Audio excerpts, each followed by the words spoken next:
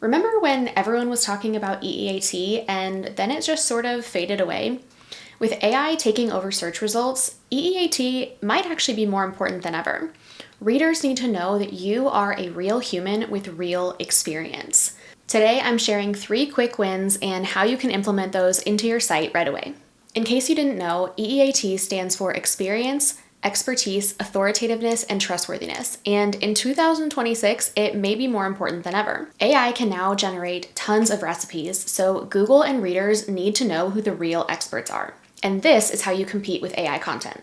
I'm Madison from Grace and Vine Studios, and I design websites for food bloggers, which means we're always staying on top of trends like EEAT and SEO best practices. So quick win number 1 is to optimize your about page. I know this is the page that you have forgotten about and don't want to pay attention to. I hear this from food bloggers all the time, but it's a page that matters more than ever. And honestly, this has really shifted in the last few years. I used to talk about how your about page was really about bridging the gap between your story and your audience and what they needed from you.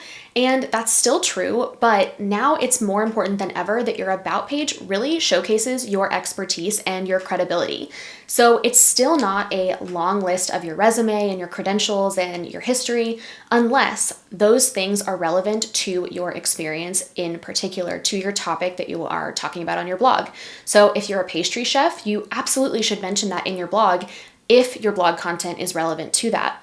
If you're a home cook and you've been cooking for 15 years for your family, absolutely mention that in your about page. Your about page really highlights why you're credible and why you know what you're talking about. So whatever's relevant to that and your story, make sure that you include that and make it really prominent on the page.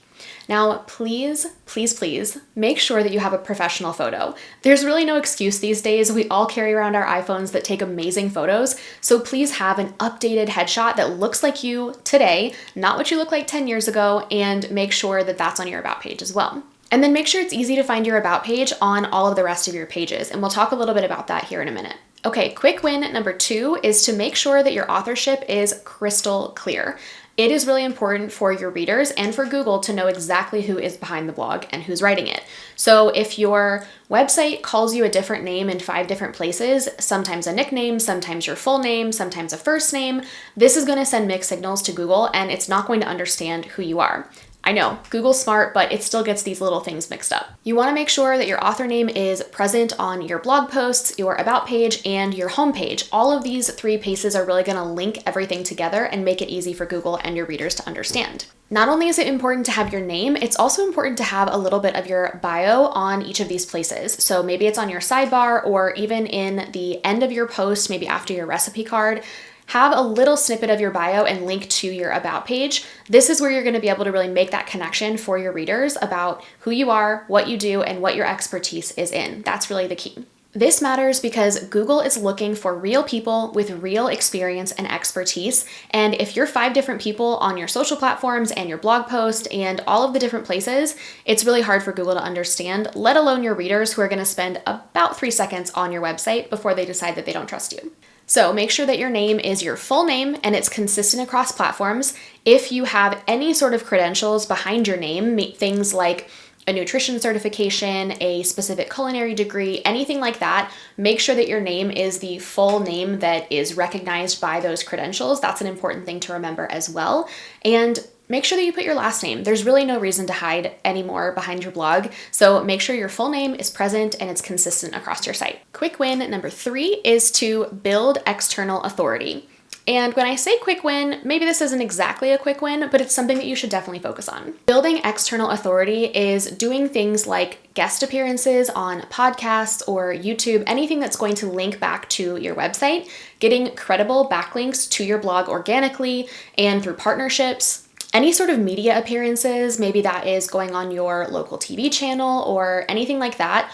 All of these are ways that you can boost that external authority and show that you know what you're doing. But you have to make sure that you also put those on your website. So make those a part of your about page, not necessarily a separate press page. Sometimes this can work, you can have both, but if you can, make sure you have it on your about page so that it's all just kind of speaking the same language and sending the same signals to Google. And aside from just these backlinks and these reputable sources, this also shows a consistent level of expertise across different platforms. So you're not just saying that you're an expert, but you're also showing it too. Now, none of these quick wins are really things that are instant necessarily. They're quick actions that you can take for sure, but over time, this is going to build real lasting authority, which is what all of us need in 2026 with our blogging goals.